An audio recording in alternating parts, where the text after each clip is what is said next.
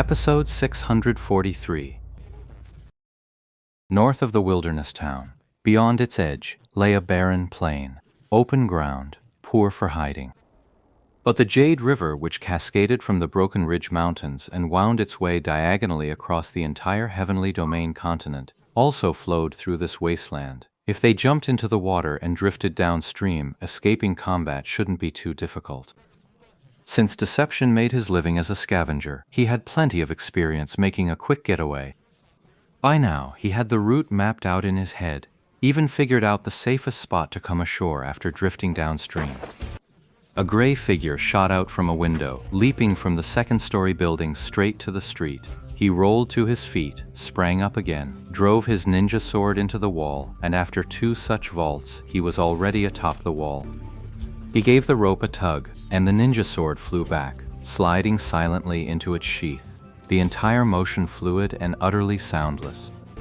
In stealth operations, a ninja is more covert than an assassin, yet more aggressive than a thief. Deception's understanding of this class was already remarkably deep. Deception didn't rush to climb down after leaping onto the rooftop.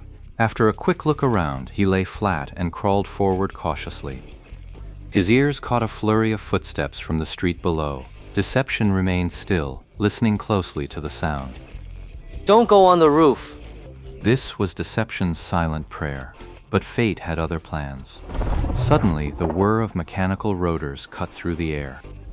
Deception sighed in resignation, quickly backflipping and sliding down the wall. Mid-air, he drew his blade and jammed it into a crack, then swung his body up and flipped, landing with his back pressed against the underside of the eaves. If you weren't looking up, you'd hardly notice someone was hiding there. This was no ordinary technique. It was a ninja skill, the art of concealment. But sticking upside down under the eaves like that part's all on the player's imagination and execution. Where you can use the stealth technique, where you can't, and whether you'll get the result you want after using it, that's entirely up to the player to figure out. Being able to stick to the wall like this without falling off, that's the system's support right there. As a skill, it naturally has a time limit. At max rank, the stealth state lasts 30 seconds. The skill's upgrade level depends entirely on the player's needs. There's no fixed rule. From the ninja class's perspective, this is undoubtedly a key skill that defines the profession's identity. But players have their own ideas, and plenty of them treat the ninja as a straightforward combat class. For these players, learning just the first rank of the Shadow Step skill was clearly more than enough. Deception's skill was leveled just right, not at the first tier, not maxed out either. The stealth state lasted 20 seconds. At this point, Deception figured that was good enough. Unless those guys were bored enough to climb onto the roof, take a look around, and then light up a smoke before moving on, in which case he'd just have to accept his bad luck. Deception watched the skill timer, straining to catch the sounds above, but the grinding drone of the rotors drowned out any trace of footsteps landing on the roof. Only after the whir of the rotors died down did something stir on the rooftop.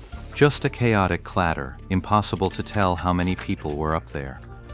Then, figures dropped from the rooftop in quick succession. 2, 3, 9, 10. Deception silently counted the players coming down. A full team of 10 had descended. Deception's heart was in his throat, but luckily, the group that came down didn't look up again. They split into 2 teams of 5, fanning out left and right along the street. Deception let out a long sigh. Once the 2 groups had moved a bit farther off and no more sounds came from above, he had 3 seconds of stealth left. He made the most of it, grabbing the eaves with his right hand and swinging his body up, floating lightly onto the rooftop. The moment he got onto the roof, there was someone standing there. Luckily, the guy had his back to him. Under the stealth state, Deception's movements made no sound at all. He flipped up and landed right behind the man, who remained completely oblivious that someone else was still up here. Deception was thoroughly frustrated. If this weren't a game or a deathmatch in the arena, a single slit of the throat would have taken the guy out, silent and clean. But in this situation, there was no way to finish the opponent in a single blow. If he wanted to settle it one way or another, given Deception's current gear, it would take at least a full minute. Going back wasn't an option. There might still be pursuers that way. Left with no choice, Deception could only press forward. Exposure be damned. One person couldn't possibly surround him again. Deception didn't dare waste time. After a brief hesitation, he moved immediately. Stepping forward, he flicked the long rope attached to the ninja blade's hilt, spun around, and in one motion, the rope crossed into a noose that cinched tight around the man's neck. Then, with a sharp thrust of his back, he executed a clean back throw, hurling the guy out into the street. A clean, textbook back grab headlock. Deception ignored the man's reaction, stepped forward, and leaped down into the street. But here, too, a squad had split into two groups heading in opposite directions. They must have just received word, because both groups turned at the same moment and locked eyes with Deception. Without a second word, both teams converged on him from both sides.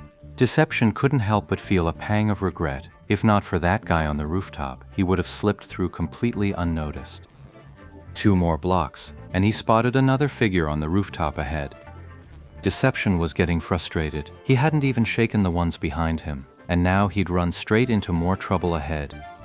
No way forward. Deception flipped a mental coin and veered right. These route detours were unavoidable, but Deception never wavered from the big picture. His one-track mind was set on escaping through the North Gate and jumping into the Imperial River. He sprinted east along the street, the pursuers behind him having crossed 2 streets back, while the half squad on the rooftops never even bothered to jump down. They just chased him along the rooftops the whole way. Deception wasn't wearing any good gear, and he was carrying too much stuff. The weight penalty made his movement speed. He'd made it this far mostly by hiding and avoiding fights. In a straight-up foot race like this, he knew he didn't stand a chance. He'd kept pace with Lord Grimm before, which only proved that Deception's movement speed had been dragged back to level 50 by the extra weight. This street was way too long. At this speed, he'd never make it to the end. Deception scanned the street as he ran, spotted an empty house ahead, and charged straight in. He cut through the main hall to the back room. Damn, this place didn't even have a window. Deception hurried back, and as he stepped out the door, he nearly brushed shoulders with the other player. Players from the major guilds sure had quick reflexes. Even caught off guard, they still landed a decisive blow.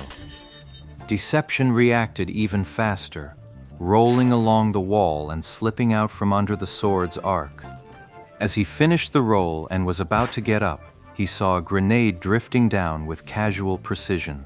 Deception quickly rolled right again. The blast grazed his health, but at least it didn't hinder his movement.